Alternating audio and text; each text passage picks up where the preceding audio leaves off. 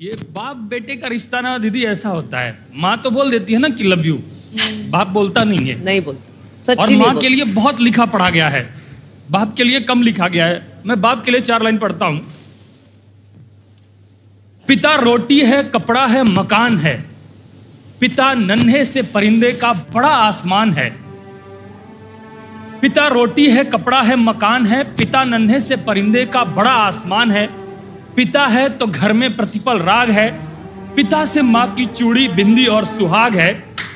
पिता है तो बच्चों के सारे सपने हैं, पिता है तो बाजार के सब खिलौने अपने हैं।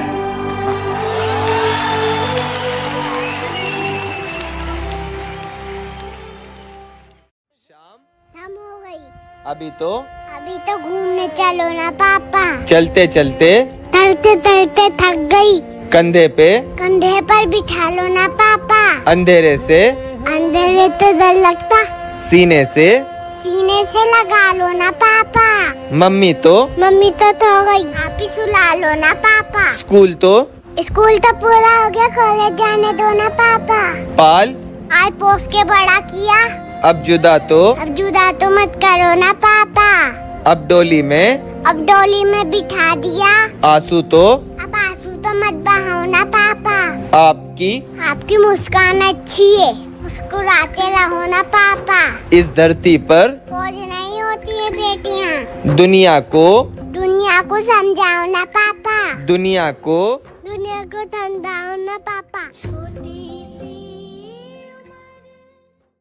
दोस्तों, एक किसान ने एक सेठ से पैसे उधार लिए थे, लेकिन किसान गरीब था, उसने समय पर पैसे नहीं लौटाए। एक दिन सेठ किसान के पास आया और कहा, या तो तुम मेरे पैसे मुझे वापस करो, नहीं तो तुम्हारी बेटी को एक शर्त माननी पड़ेगी। किसान ने पूछा, शर्त क्या है? सेठ बोला, मैं एक बैग में 2 कंकड़ डालूंगा, एक सफेद और एक काला। तुम्हारी बेटी को बैग से एक कंकड़ निकालना होगा। अगर कंकड़ सफेद निकला तो कर्ज माफ हो जाएगा, और अगर कंकड़ काला निकला तो कर्ज माफ हो जाएगा, लेकिन तुम्हारी बेटी को मुझसे शादी करनी पड़ेगी। बेटी सेठ से नफरत करती थी, लेकिन उसने अपनी पिता की स्थिति को देखते हुए शर्त मान लिया। सेठ ने बगीचे से 2 काले कंकड़ उठाए और बैग में डाल दिए। लड़की ने उसे दोनों काले कंकड़ डालते हुए देख लिया, पर उसने इस बारे में किसी से नहीं कहा। वह बैग के पास गई और एक कंकड़ बैग से निकाली, और उसे देखने से पहले ही उसने उसे अन्य कंकड़ों के बीच में फेंक दिया। और फिर सेठ से बोली, अगर आप बैग चेक करेंगे तो आप बता पाएंगे कि मैंने कौन सा कंकड़ निकाला है। दोस्तों, आगे का आप समझ ही गए होंगे। वीडियो अच्छा लगा हो तो लाइक कर लें।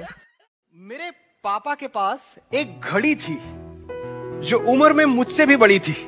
चेन पर कभी सोने की पॉलिश रही होगी, फिर अंदर से लोहा झांकने लगा और उसका डायल वक्त के साथ वो भी धूल फांकने लगा।